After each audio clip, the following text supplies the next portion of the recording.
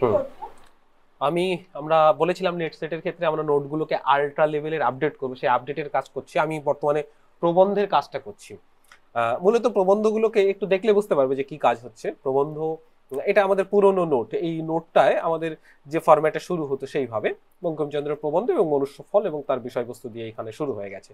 কিন্তু আমরা এই ক্ষেত্রে যেটা করছি, আমাদের মনে হলো যে প্রবন্ধের ক্ষেত্রে প্রত্যেকটা প্রবন্ধ বোঝা যেমন জরুরি, তেমনি তার তথ্যগুলো আরো গুরুত্বপূর্ণ এবং পিওয়াই কিউও বেস করা খুব গুরুত্বপূর্ণ। সেই কারণে আমরা প্রথমেই যেটা করলাম সেটা হচ্ছে, এই যে দেখো 5টা প্রবন্ধকে নিয়ে আমরা একটা চার্ট আগে বানিয়ে দিলাম, যাতে ছেলে মেয়েদের গোলমাল হওয়ার না সম্ভাবনা থাকে। যে এই যে দেখো মনুষ্য ফল গ্রন্থের প্রকাশ প্রথম প্রচ্ছেদ, তারপরে প্রকৃতি বা দিক কি আছে, তারপরে তার বিভ্রান্তিমূলক যে কমন তথ্যগুলো সেগুলো দেখো এখানে তুলে দেওয়া।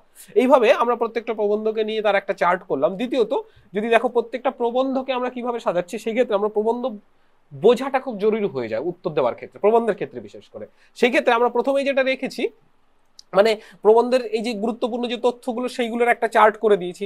খেয়াল করলে বুঝতে পারবে, এই যে বাদিকে আমাদের পুরনো নোট রয়েছে আর ডান দিকে আমাদের নতুন, এইগুলো দেখো পুরোপুরি সব সংযোজন হচ্ছে। আচ্ছা, এখানে আমরা এই তথ্যগুলোকে একটু সাজিয়ে দিয়েছি, পুরনো নোটে ওই তথ্যগুলো রয়েছে কিন্তু সেগুলো আর একটু ভালোভাবে সাজানো হয়েছে। একটা সংক্ষিপ্ত সার আমরা এখানে যুক্ত করেছি। প্রবন্ধের প্রথম এবং শেষ লাইনকে হাইলাইট করেছি এবং এই জায়গাটা দেখো বিশেষ গুরুত্বপূর্ণ।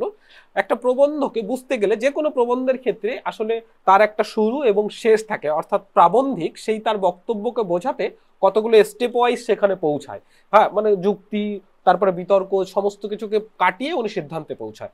তো সেই যাত্রাপথটাকে আসলে এই যে প্রবন্ধের মূল বক্তব্য এবং যুক্তির পথ, এই অংশটাতে আমরা সেই অংশটাকে রেখেছি।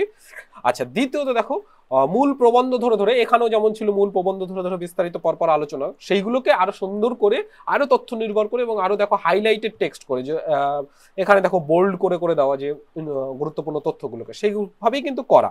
আচ্ছা, আরো একটা গুরুত্বপূর্ণ বিষয় দেখো, দেখলে বুঝতে পারবে। অন্যান্য তথ্যের চার্ট তো এখানে রয়েছে, সেই সঙ্গে এই সেক্টরটাকে আমি একটু দেখাতে চাই। এখানে দেখো প্রবন্ধ থেকে আসা বিগতবারের প্রশ্নের আভাস।